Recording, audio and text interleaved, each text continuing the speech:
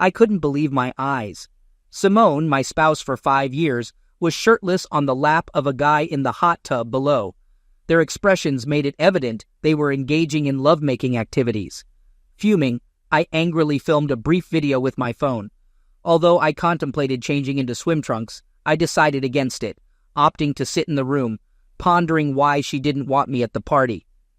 Working as a secretary for SG Funds, a hedge fund company, for about a year, she seemed genuinely happy. Now, the reason behind her contentment became clear. Earlier that week, I came across a text on her phone regarding a company Christmas party with a +1 invitation.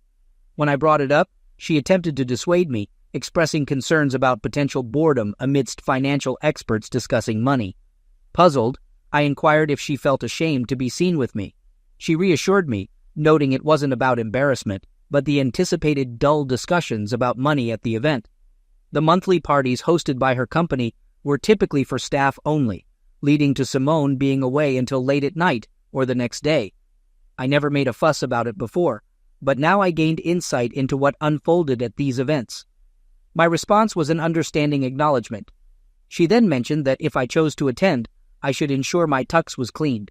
However, she cautioned me, expressing doubt that I would find the event enjoyable. On the day of the party, she suggested I bring swim trunks, and I questioned the appropriateness of swim trunks for a December Christmas party. She explained that they usually end up in her boss's penthouse after the main party, which has a nice hot tub. I acknowledged this information, and she admitted that they do this pretty much every time. She then requested that I promise to be on my best behavior that night, to which I assured her that I always am, though it didn't sound promising. Curious, I asked why she was sharing this information with me. She explained that these parties could get quite wild sometimes, and she didn't want me to get upset, mentioning that the guys there are quite friendly and can get pretty handsy. I inquired about potential issues, stating that as long as everything passes the husband test, there shouldn't be any problem. In response, she smiled and kissed me on the cheek without verbalizing anything. At the main party, Simone introduced me to her friend Linda, stating that I was her husband. Linda smiled at me and questioned the term husband, suggesting that it was going to be fun, and referring to Simone as a wild and crazy girl. Wondering about the meaning behind Linda's comment, Simone smiled and giggled.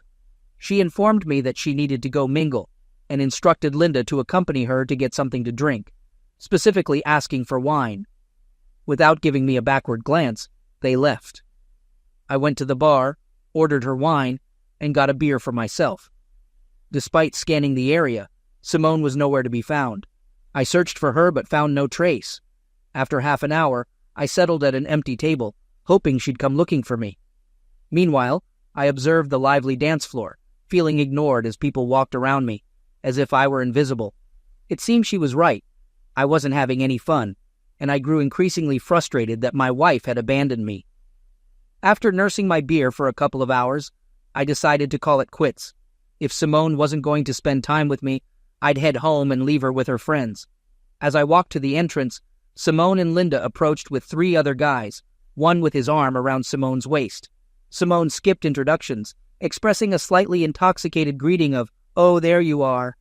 When she kissed me, I detected the taste of tequila and something else.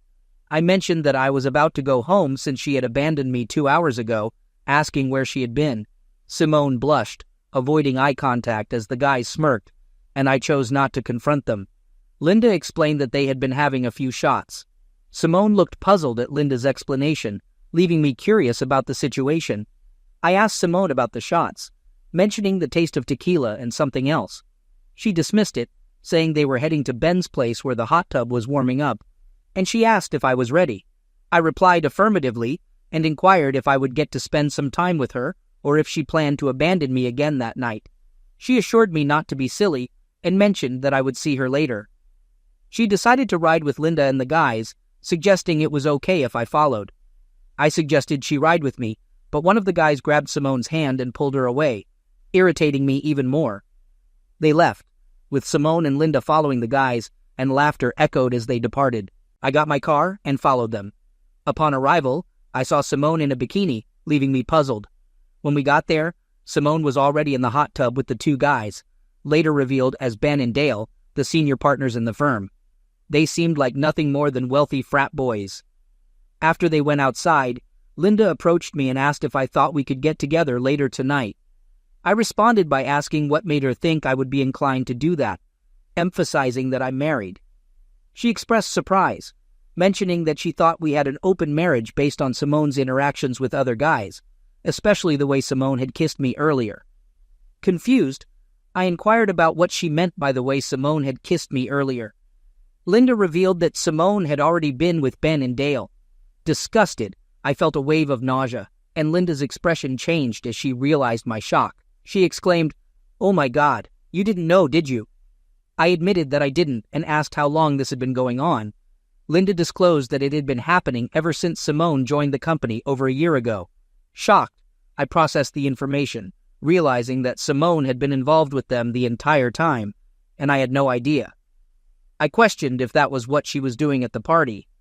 Linda disclosed that Simone had been involved with 2 guys and a few others, expressing apologies and assuming I knew about it. She reassured me that Simone genuinely loved me, to which I replied sarcastically, expressing skepticism about feeling the love. Linda suggested I go upstairs and change, hoping Simone would keep herself under control with my presence. I scoffed at the suggestion, but headed upstairs. That's when I saw her with those 2 guys. Despite my love for her, I found it intolerable and decided to confront her, going downstairs. Simone greeted me as I reached the bottom of the stairs, questioning why I wasn't in my bathing suit and if I was joining them in the hot tub. I grabbed her arm, pulled her into a nearby room, and closed the door. Demanding to know if she would ever tell me about having an open marriage, I mentioned what Linda had told me and played a video on my phone showing her with the 2 guys in the hot tub. I questioned the situation, wondering if she aimed to humiliate me further after abandoning me at the party. Simone downplayed it, claiming they were just having fun, admitting to lovemaking acts with them, and asserting it didn't mean anything. Shocked, I disagreed, emphasizing that it meant everything. I took off my wedding ring and placed it in her hand, then removed her rings from her left hand. She asked what I was doing, and I told her I found her actions disgusting, expressing my current hatred towards her. I wished her a Merry Christmas, mentioned I would be seeing a lawyer about a divorce on Monday, and instructed her not to bother coming home. Despite her pleas and declarations of love, I remained indifferent, stating that I no longer cared about her desires. Asserting that I knew the truth and understanding why she didn't want me to come with her, I bid farewell to Simone and left. One of the guys, uncertain which one, called after me, questioning why I was leaving so soon and complimenting Simone. I replied casually, saying she was now theirs. Leaving the penthouse, I went downstairs to my car and drove home. Simone began calling and texting me, but I ignored her attempts to reach me. Upon arriving home, I deleted her messages and blocked her number. I changed out of my tux, grabbed some trash bags, and started tossing her clothes and things into them. I put them into her car and pulled it out of the garage. I removed the garage door opener and changed the code so she couldn't get back inside. By then, it was about 2:30 a.m., and I was dead tired. I fell on the bed and instantly went to sleep. I woke up the next morning to the sound of our house phone ringing. I picked it up without thinking. "Yeah," I said when I answered. Simone called, requesting me to come and get her.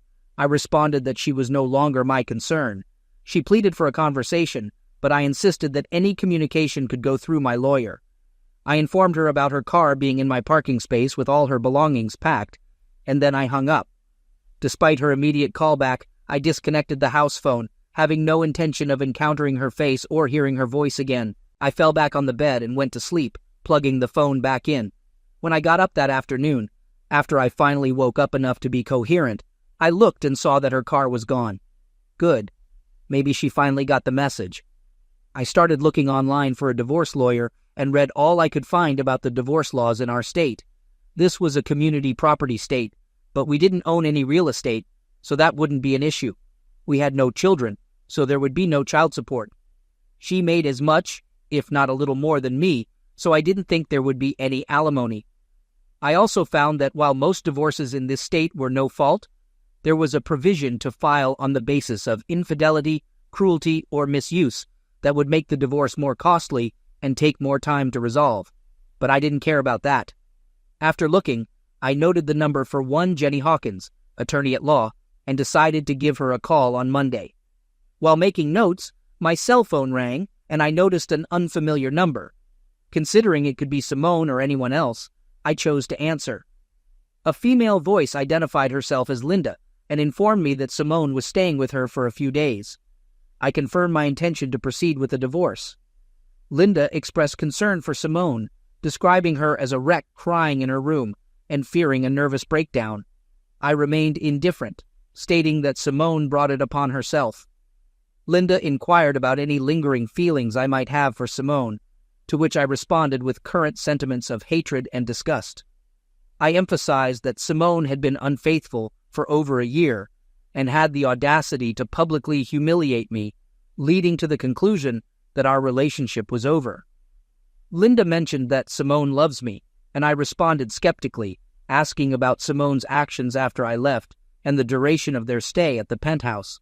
I questioned if she slept with Ben and Dale again, seeking clear answers. Linda acknowledged that they all got together after my departure to console Simone, suggesting I could have enjoyed the evening if I had stayed. I expressed disbelief, asking where people like her came from, and then ended the call, saying goodbye. After hanging up, I noticed 2 text messages from unfamiliar numbers that arrived early in the morning after I had gone to bed. Upon checking, I found videos attached to them. One message stated, "Missed one hell of a party, bro." I played the video and witnessed Simone engaging in lovemaking activities with 3 men at the penthouse. While Ben and Dale were recognizable, the third person was unfamiliar. The man I didn't recognize looked into the camera and spoke. "That's quite a wife you have there, brah," he said with a grin. "Too bad you weren't here." The second video was more of the same, except it ended with Ben having my wedding ring. As Simone held it in her open hand, she looked at the camera with a smirk. My hatred for her only grew exponentially. I transferred the videos to my PC and made a copy of them for the lawyer. I thought about sending the videos to all of her friends and her family, but decided against it, at least for now. The info I got from Jenny's website indicated that I needed to be very careful about how I reacted to her actions. Any negative reaction on my part could easily undo my case. Her site warned okay, so I decided to hold off for the time being. I didn't hear anything from Simone or Linda the rest of that day or the next, which was a good thing as far as I was concerned. I spent the remainder of the weekend eradicating Simone's presence from the apartment. On Monday, I reached out to my boss, detailing the situation, and took a brief vacation. Recognizing my diminished worth during this time, my boss, having experienced a divorce from an unfaithful spouse, empathized with my emotions. I contacted Jenny's office, scheduling an appointment for that afternoon. En route to the appointment, I visited the bank, implementing measures to disentangle her from our joint account. I settled her joint credit card and subsequently canceled it, withdrawing half of our assets to establish a new account in my name. Jenny elucidated the divorce laws in our state and proposed pursuing an alienation of affection lawsuit against her employers. Acknowledging the uncertain outcome, given the evidence I possessed, I entrusted her with the decision. Concerning the delivery of legal papers, I opted for their office, intending for them to experience a degree of the public humiliation they subjected me to over the past year. After our meeting, I paid a retainer and returned home. On the way, I received a call from Linda. "Hello," I answered. She proposed a meeting with Simone that afternoon, to which I declined, following my attorney's advice to maintain distance. She offered Simone's contact information after consulting with someone. After I provided Jenny's contact details, Linda attempted one last time to advocate for Simone. I firmly rejected any possibility of forgiveness, asserting that Simone could anticipate divorce papers soon. I concluded the call and proceeded home, stopping only to purchase a 12-pack of beer and a couple of packs of cigarettes. Having quit smoking when we first got married, I felt the need to engage in something to prevent destructive behavior after arriving home. The house phone rang, and when I answered with a greeting, Ben Carlson, my wife's employer, identified himself. Recognizing his voice from the party and noting a more professional tone, I acknowledged knowing who he was and asked about his intentions. Ben expressed awareness of my upset feelings about the events on Friday and claimed that they thought I was okay with my wife's activities at company gatherings. I questioned if he knew she was married during all this and he admitted yes, but explained that Simone had told them we had an open marriage, and he assumed I was okay with it. I pointed out that he never bothered to ask me about it and inquired about the videos they sent me on Friday night. Ben stated that the videos were Simone's idea and apologized, expressing regret for the situation. He asked if there was anything he could do to make it up to me, to which I responded by outlining my terms. I mentioned my intention to kick his balls into the middle of next week after he testifies against her in court, and the plan to sue him for alienation of affection. I made it clear that if he wanted to make amends, he should accept my terms without any argument and asked if he had anything else to add. He inquired if I was truly suing them, and I affirmed, emphasizing their violation of their own morals clauses over the past year while destroying my marriage. He dismissed it, claiming it was all in fun, and they never intended to ruin my marriage. I questioned his expectations, expressing disbelief that I would applaud them for their actions. I suggested he might have been influenced by internet stories. He pleaded, proposing that we could work through the situation, and he worried that a lawsuit could ruin them. I dismissed it as not my problem and ended the call. Grabbing a beer, I went to the balcony for a smoke. I didn't hear from them until Wednesday when they were served at Simone's office. Linda expressed disbelief at my actions, stating that I didn't give Simone a chance to explain and highlighting her current humiliation. I remained indifferent, stating that I didn't care about Simone's feelings after what she did, and instructed Linda not to call again, slamming the phone down. A few moments later, I received another call from a number I recognized as coming from Ben's office. I answered, yelling, and he insulted me, threatening to kick my rear. He accused me of ruining his life and vowed to ruin mine in return. I slammed the phone down and called Jenny to tell her about Ben's threat. "Good," she said. "I'll file for a temporary restraining order against Simone as well as her cohorts today. I'll make sure you get a copy of the order. Remember what I said. Don't do anything stupid." "What if he comes after me?" I asked. "Make sure that you have witnesses and don't instigate anything," she said. I understood what she meant. Later that afternoon, there was a knock on the door. True to her word, Jenny had filed the TRO, and a courier had just delivered my copy. I decided to hedge my bets somewhat and purchased a small motion-activated camera to cover my front room. I also had a nice Louisville Slugger close to the front door, just in case. I figured if Ben or his accomplices intended to make good on their threats, I needed to have something for evidence, and I needed some means of protection. Things remained relatively peaceful for the rest of the week. Thankfully, I didn't hear anything from Linda, Simone, or her boyfriends until Saturday night, that is. I was sitting on my balcony nursing a beer and a cigarette when I heard my doorbell. That was followed up by pounding on the door. I ground out my cigarette and went into the front room and looked out the peephole in the door. Sure enough, it was Ben, and I could discern someone with him as the pounding on the door continued. He shouted for me to open up, claiming I was violating a restraining order. I informed him that I was calling the police, and he protested, yelling for me to open the door. I continued dialing emergency, and when the operator answered, I explained the situation at my door. The operator informed me that they had received multiple calls for that area and dispatched cruisers to my location. They advised against opening the door until the officers arrived, and I thanked them before ending the call. The pounding on the door continued, and I wondered if Ben was going to break it down. Clutching the bat tighter, I waited and heard a commotion. Looking through the peephole, I saw 2 large police officers putting cuffs on Ben and the other man with him. The officer knocked on my door, identifying themselves as police. I opened the door, and Ben looked at me as the officer led him back to the cruiser, yelling threats. The officer asked if I knew him, and I nodded, showing him a copy of my TRO. He read it, spoke into his radio, and informed me that they would be taking them downtown for the night. I explained my story, and he thanked me for the cooperation, expressing that he didn't think Ben would give me trouble for a while.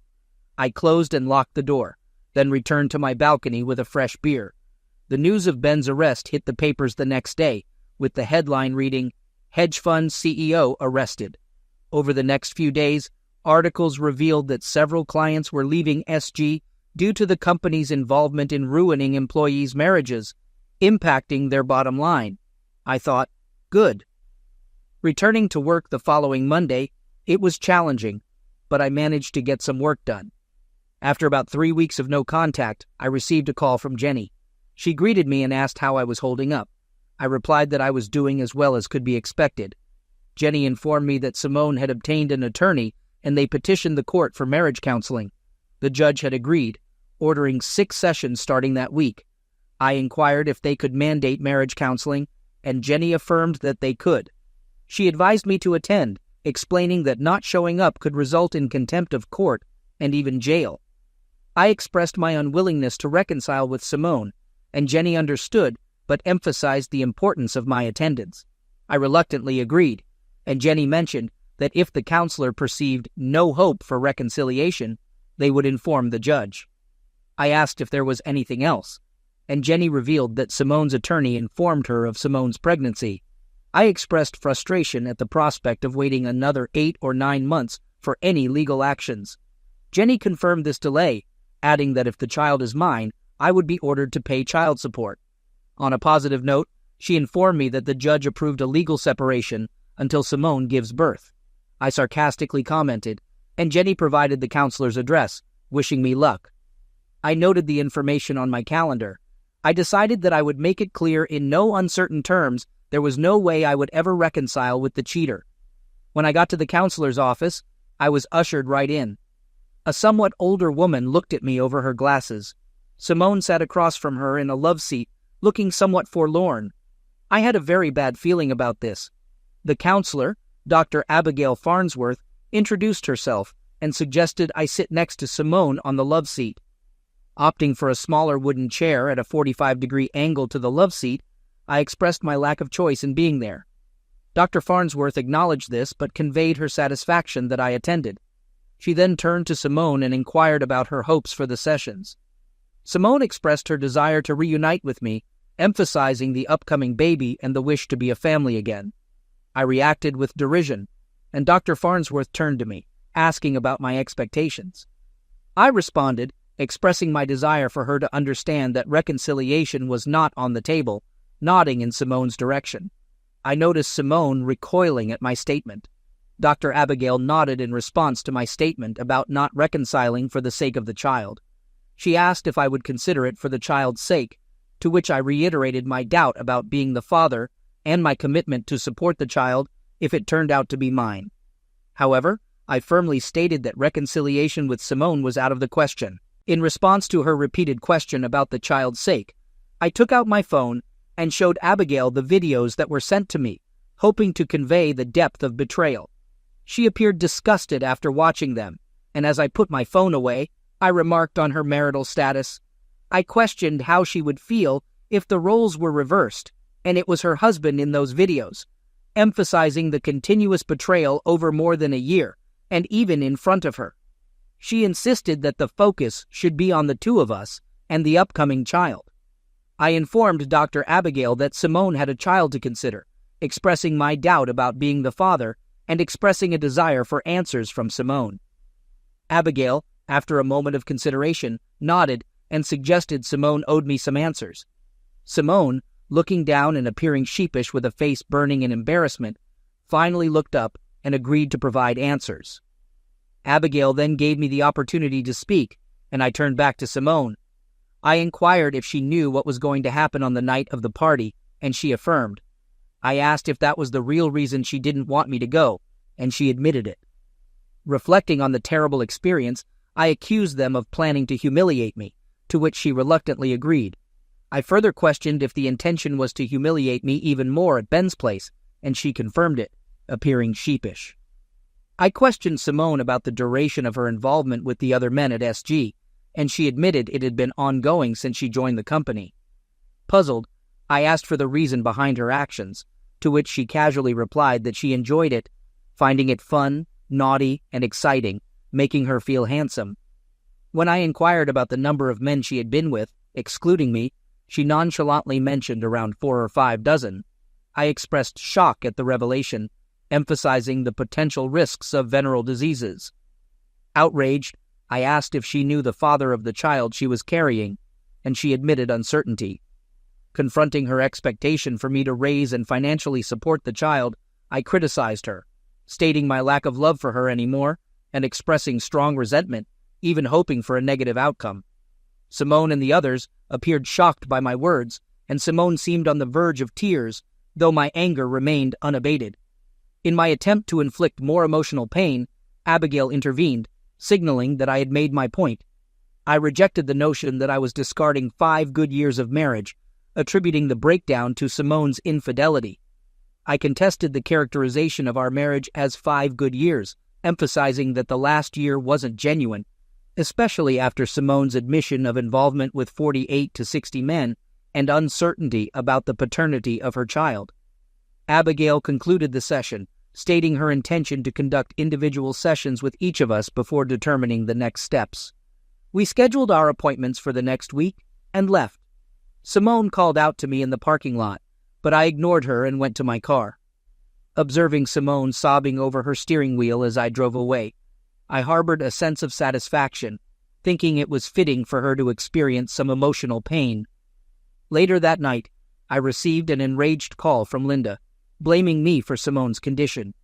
She conveyed that Simone was in the hospital due to a mishap, and she accused me of mistreating her. I defended myself, asserting that I merely spoke the truth, contrasting it with Simone's actions over the past year. Linda questioned my apparent lack of concern for Simone being in the hospital, to which I responded indifferently. She criticized me as a loser and emphasized that I should at least provide insurance information, as Simone was still legally my wife, and I would be responsible for the bills. After a moment of reflection, I decided to visit Simone in the hospital, acknowledging the information Jenny had shared earlier. Linda provided me with the room details, and upon arrival, I approached the nurse, providing my insurance information and briefly discussing Simone's condition with the doctor. I inquired about the cause of the mishap, to which the doctor explained the complexities of pregnancies, leaving the specific cause uncertain. Curious about the duration of the pregnancy, I learned that Simone was approximately 9 or 10 weeks along, leaving a possibility that the child could have been mine. Nevertheless, I considered it inconsequential, as the mishap signaled the opportunity to proceed with the divorce. After inquiring about Simone's well-being from the doctor, who assured me she would be fine, I entered her room. She appeared distressed in the bed, tears in her eyes. Linda, positioned at the end of the bed, expressed her displeasure, to which I responded with a growl, causing her to retreat from the room. Facing Simone, I acknowledged the finality of our relationship. She questioned whether I truly hated her as much as I had claimed earlier, and I admitted that, at that moment, the intensity had lessened. However, I emphasized that reconciliation was out of the question, given the breach of trust she had demonstrated. Expressing my frustration, I conveyed how each trip she made to the store left me wondering if she was involved with the checkout clerks. I questioned the sudden turn of disrespect, emphasizing that I had treated her exceptionally well throughout our years together. She denied any wrongdoing on my part and acknowledged my role as a devoted husband and lover. However, I countered, stating that if that were the case, she would have resisted the advances of others. She admitted succumbing to the influence of others who claimed that it was normal for husbands to witness their wives with other men. I dismissed her explanation, emphasizing that the divorce was inevitable and any attempts to salvage the relationship were futile. In response to my decision, she tearfully accepted, agreeing to inform her lawyer the next day. I sternly clarified that any hopes of friendship were unrealistic. Despite her apologies, I remained resolute in my decision to end the marriage. I looked at her for a few moments. "Yeah," I said as I started to leave her room.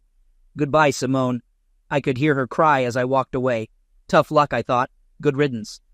A few days later, I received a call from Jenny. True to her promise, Simone abandoned all objections to the divorce. Abigail wrote a report stating that reconciliation was impossible. She suggested I undergo anger management. However, the judge concurred and made a similar recommendation. Although she stopped short of making it a court order, Jenny managed to secure settlements from SG funds as well as Ben and Dale. About a month later, she handed me the largest check I had ever seen in my life. "That's minus my fee, of course," she said. "Certainly," I replied. I deposited the check and moved on with my life such as it was. Update: SG, or Sodom and Gomorrah as I often thought of it, shut its doors approximately 6 months later. It appeared that clients lost trust in the company's financial integrity. Wonder why? I cynically mused to myself. Ben and Dale remained silent after that incident at the apartment. Both served a 30-day stint in the county jail for their stunt and seemed keen on avoiding a repeat. With their reputations tarnished in the community, they sought a fresh start on the West Coast.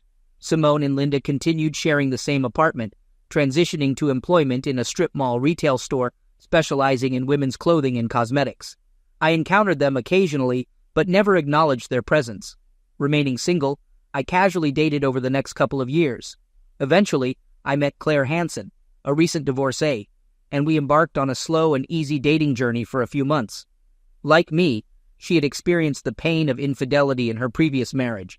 Understanding her hurt, I provided all the support I could.